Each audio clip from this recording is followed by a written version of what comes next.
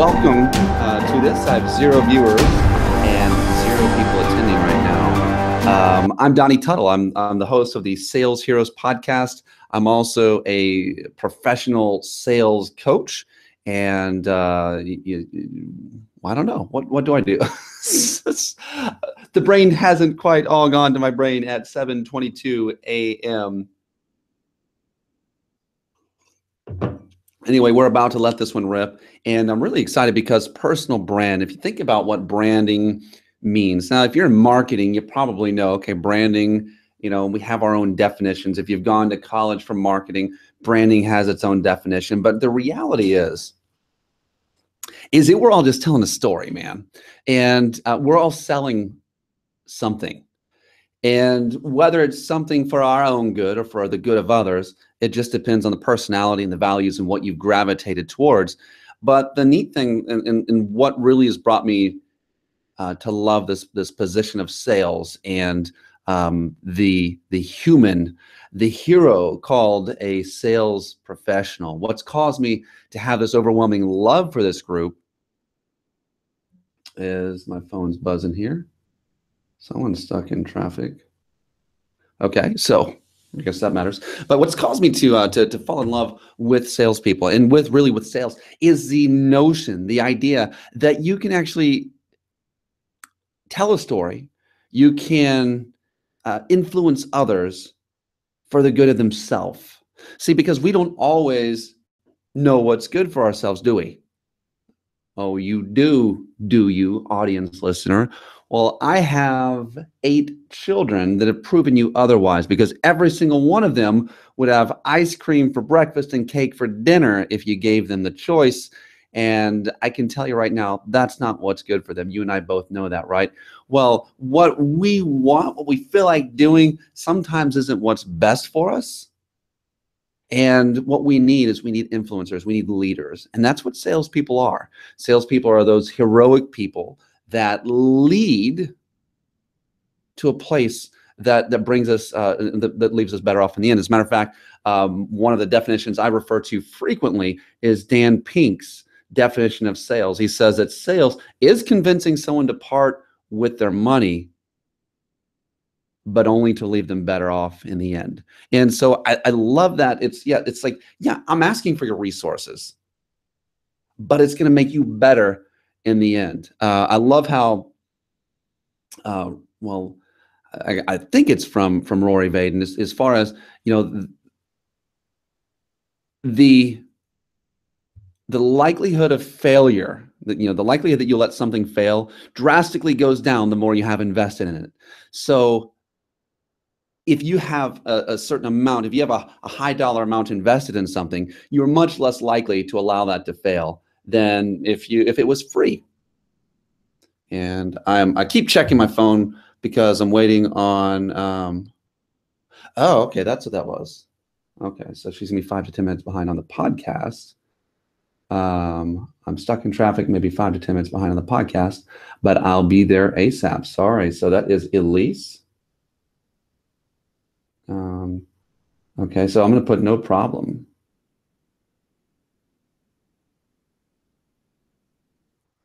All right, so Elise Archer should be on in probably about 15 minutes. So I guess I get to talk to you for 15 minutes. But you know what? That's what I like doing anyway. I have lots of things that I could talk about. But really just a notion of a salesperson being heroic. And I mean, like, so many people, I think in the regular world, it would be the opposite reaction, right? No, salespeople are icky and sticky and pushy and jerky, and they're trying to have their way. They're not out for me. They're out for themselves. They're just in it for a commission, and all of these things. And you know what? A lot of it's true. I hate to say it, but a lot of it's true of salespeople, but not sales professionals. Sales professionals are a different ilk. Different group. And that's what I aspire to be. That's what the people that that are clumping together in this gathering with me, this movement with me, this league of extraordinary salespeople. That's what we believe. That's what it's our creed. Our creed is to help others and not self. And really, I love how Zig Ziglar puts it, right? He says that you can have what you want. You can have what you want. If you just help another people, boom, blew that one up. If you just help enough other people get what they want. So you can have what you want in life if you can help enough other people get what they want in life. And that's what we do, man. That's what salespeople do. So that's what has me jazzed. I love the fact that we're servants. And if you ever hear me talk to a group of salespeople, that I like to convey is that we are servants. Now, when you think of a servant, you think of, a master is here and a servant is here. And I'm not talking about in the hierarchical system of, I don't know, slaves and masters. No. We're servants because we choose to be. Actually, the servant is not lesser than the master. The servant is the one that's stronger than the one they're trying to serve. And out of that place of strength, we're helping the weak. I said, out of the place of strength, we're helping the weak.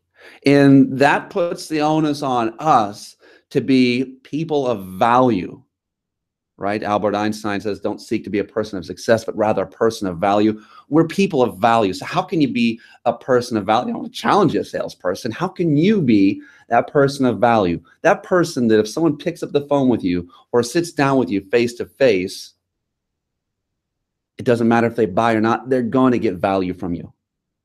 How can you build that up in yourself? What does that do?